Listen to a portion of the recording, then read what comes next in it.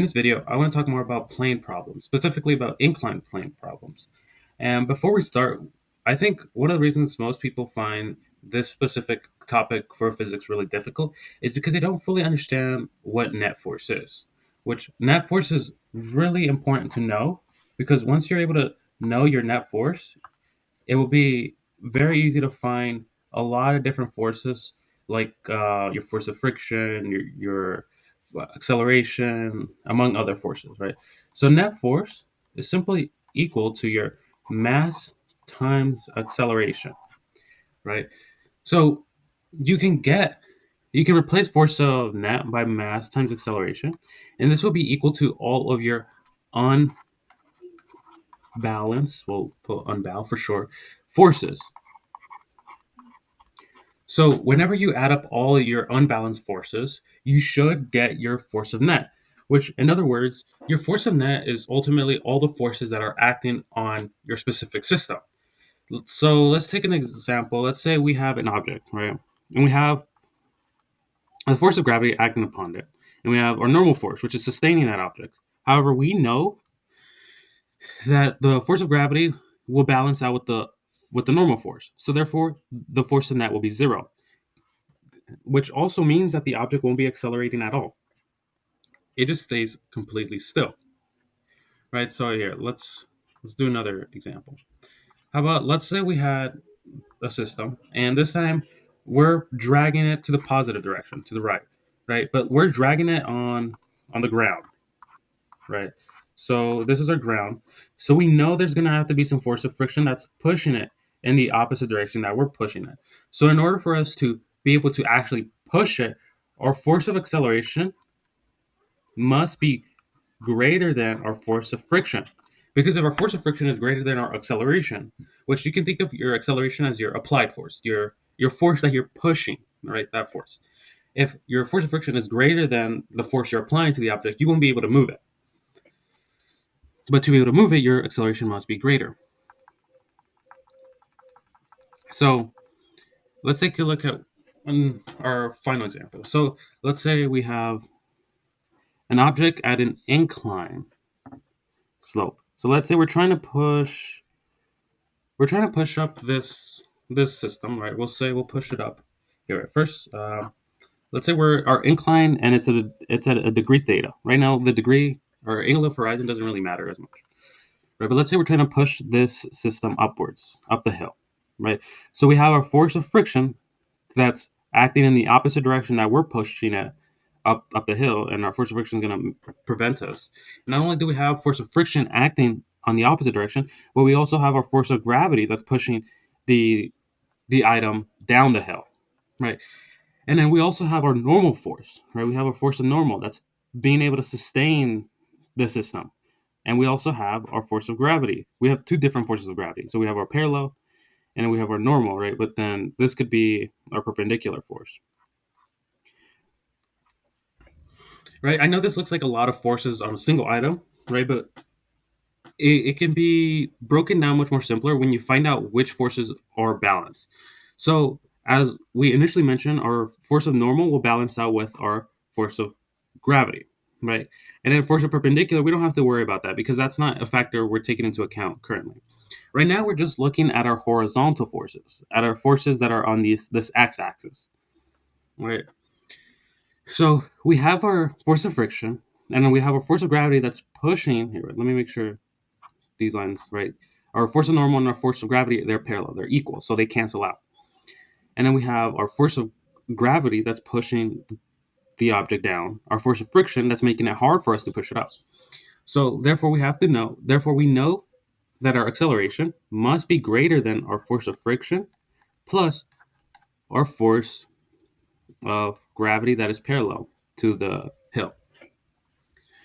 Right? So then we know that our force of net will be equal to all these forces that are acting on this specific object, right? On this object. However, we don't have to take into account this force nor this force because we have a negative force that's pulling the object down, and we have a positive force that's pulling the object upwards. But because they're equal to each other, they'll just cancel out. However, because we know our force of acceleration will be greater than our force of friction plus our force of gravity parallel, right? So we can rewrite this will be equal to our force of friction plus our force of gravity parallel. Now, we don't take into consideration acceleration in our force of net because that's a consequence of these forces, right? Because remember, our force of net is equal to mass times acceleration, which will be equal to our force of friction plus our force of gravity parallel. So as a result of our force of friction and our force of gravity parallel, we would be able to get our acceleration. All right, so let's take a look at an example. Okay, a warehouse worker is moving a 72.6 kilogram cart. So let's write down our known values. So we have the mass is equal to 72.6 kilograms. Cart filled with supplies up a loading ramp. So we know this is on a ramp at a steady speed. So we're going at a constant speed. So from that, we know acceleration will have to be 0 meters per second squared. The important keyword is steady speed. Because if we're staying at that speed, we're not accelerating. We're just staying at that constant speed. But we know our speed is going to be equal to 0.39 centimeters per second. The ramp is inclined at an angle of 10.7 degrees from the ground. So we know our angle is going to be 10.7 degrees from the ground. The coefficient of friction between the car and the ramp is 0.716. So our coefficient of friction, which can be represented as mu, is equal to 0.716. If the worker is pushing exactly parallel to the ramp, how much force must they apply to keep the cart moving at a constant speed? Okay, so let's draw out the scenario. So we're not assuming, we're told that we're pushing a cart up a ramp, which that's not 10 degrees. Let me do that a bit better. Okay, so let's say this is the ground, right? That's the ground. And then we're 10.7 degrees, right? This is theta. And then we're pushing our cart, so we can represent this cart as a box, right? And we're trying to find how much force must be applied. So we're trying to find our force applied to keep the cart moving at a constant speed. So what must be the applied force that follows this speed, this constant speed? So here, let's draw all the forces that are acting on this. So of course we have our force of gravity pulling the cart down, right? And then we can represent that as Fg. And obviously Fg, our force of gravity, can be broken down into two separate parts when you're doing an inclined problem. So we have our force of gravity parallel, or here I'll make it a bit. So we have our force of gravity perpendicular, and then we also have our force of gravity parallel. Now this is parallel, right? Because this is parallel to the hill or the ramp, and this is perpendicular because it's perpendicular to the ramp, right? Because we make it 90 degrees, and we're parallel. So this could be force of gravity parallel. So we're trying to find we're given mu because we're gonna have to find our force of friction. And whenever you have to find your force of friction, it's important to find your normal force, right? Because we know one of our equations, right? Force of normal is equal to force of friction divided by mu, right? And we need to separate force of friction because that's going to be one of the forces that's acting in the opposite direction of our applied force. So let's find our force of gravity first. So we can set our force of gravity equal to our force of normal. So let me get my calculator out. So as we know, force of gravity is going to be equal to mass times our gravitational constant, which will be 72.6 kilograms times 9.81 newtons. So let's see, 72.6 times 9.81. And then we get our force of gravity is equal to 712.206 newtons.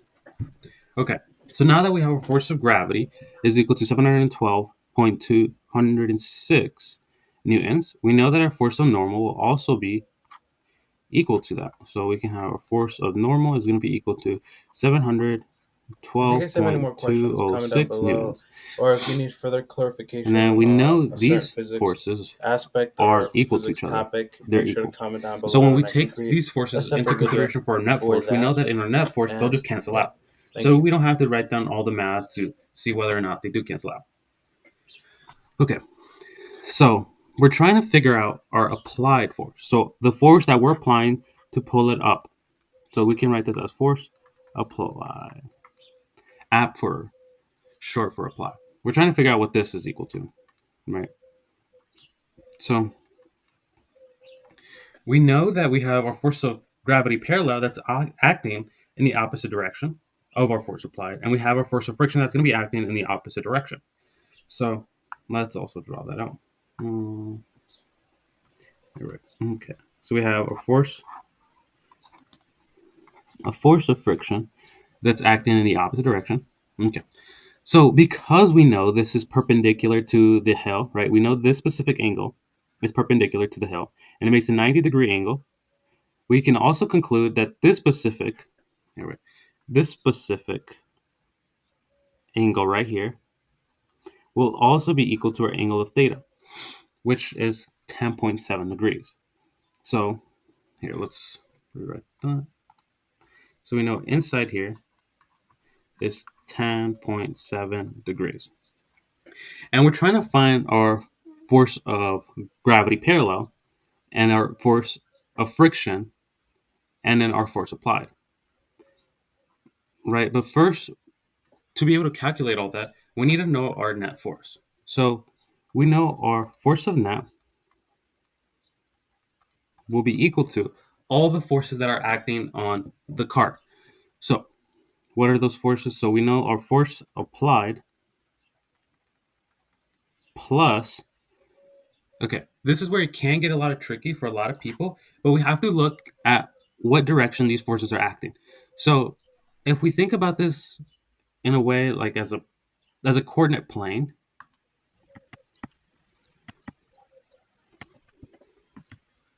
okay, so if we have a coordinate plane over what we have, right, we know our coordinate plane, right, our x-axis will be parallel to the ground, and we know our y value would be, our y-axis is here and our x-axis is here.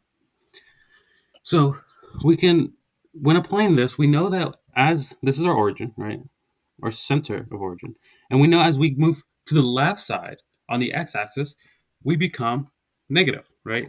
Values become negative. When we go to the right side of the origin, our values become positive. And this applies to the same thing to our y-axis. As we move above our origin, we have positive values. Similarly, while we move further downwards from the origin, our values become negative, right? They become negative. So when you're thinking about the forces, your force applied will be positive, right? Because you're pushing in the right direction. You're pushing on the righter side of the origin.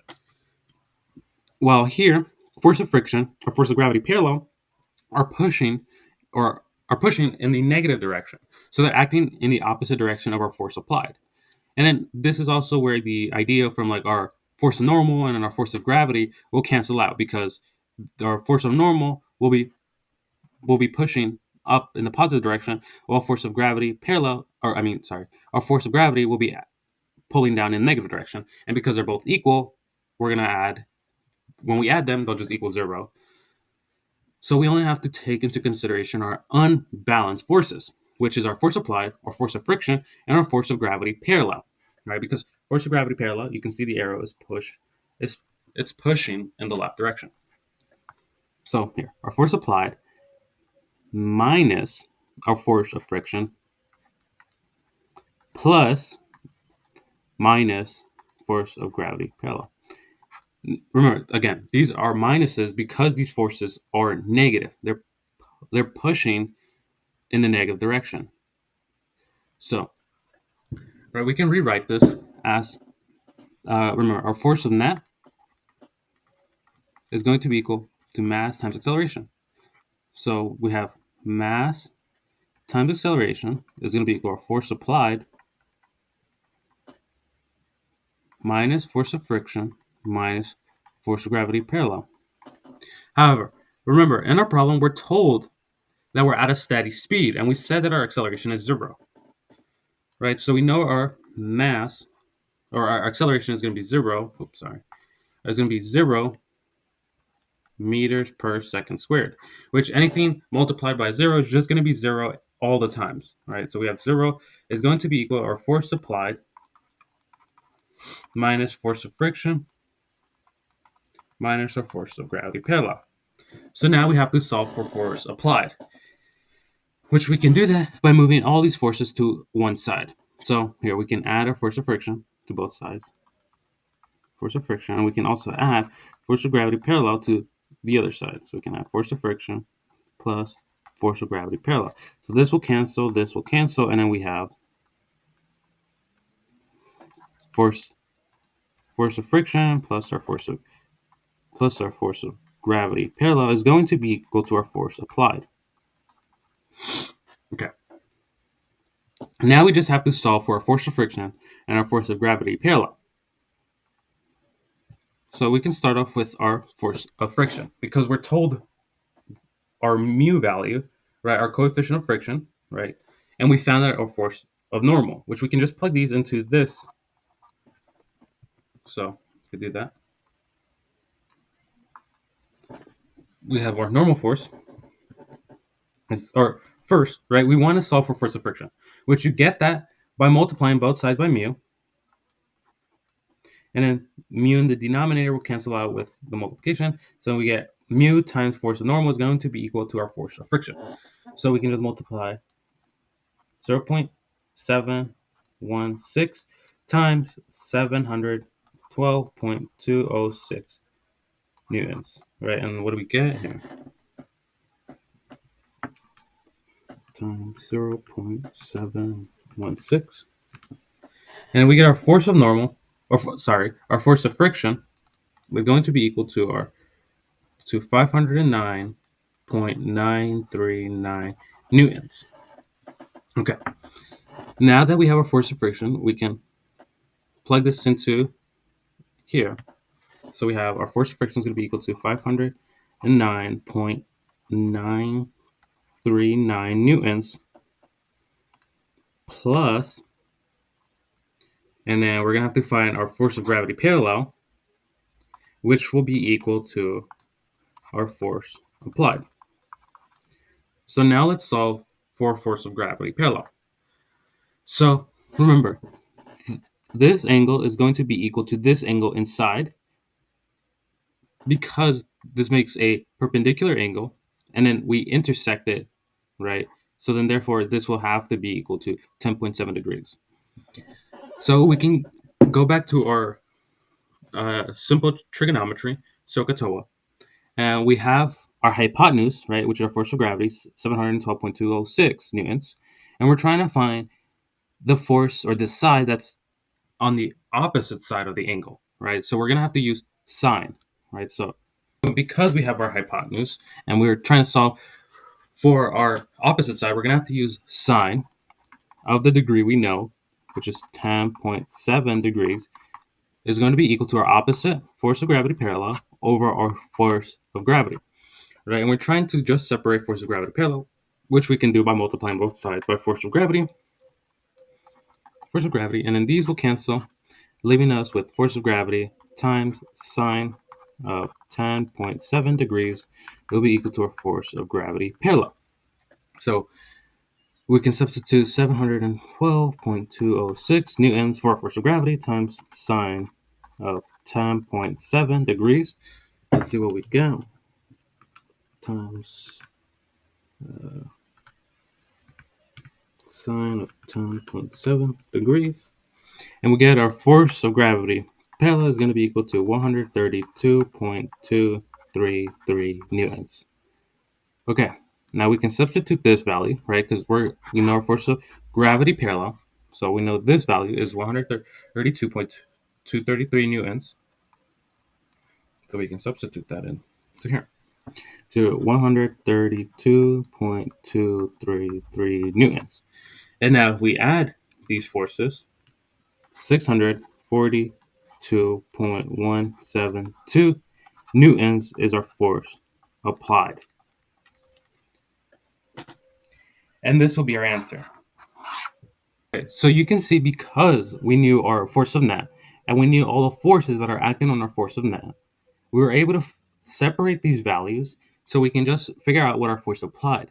And we know that when we're given a word problem, it's important to know and carefully read what the question is asking us and telling us, right? So that's why I think it's always important to start off by writing down your known values and understanding what steady speed means, right? Because we're going at a steady speed, so we know our acceleration is going to be 0, and therefore we can set our net force equal to 0, as we did, right? Because we knew our acceleration was going to be 0, and anything times 0, regardless of the mass, is going to be 0. And and then from there we can move our variables, so we can just isolate force applied, and then use trigonometry to find our force of gravity parallel, and then use our force of normal equation to find our force of friction,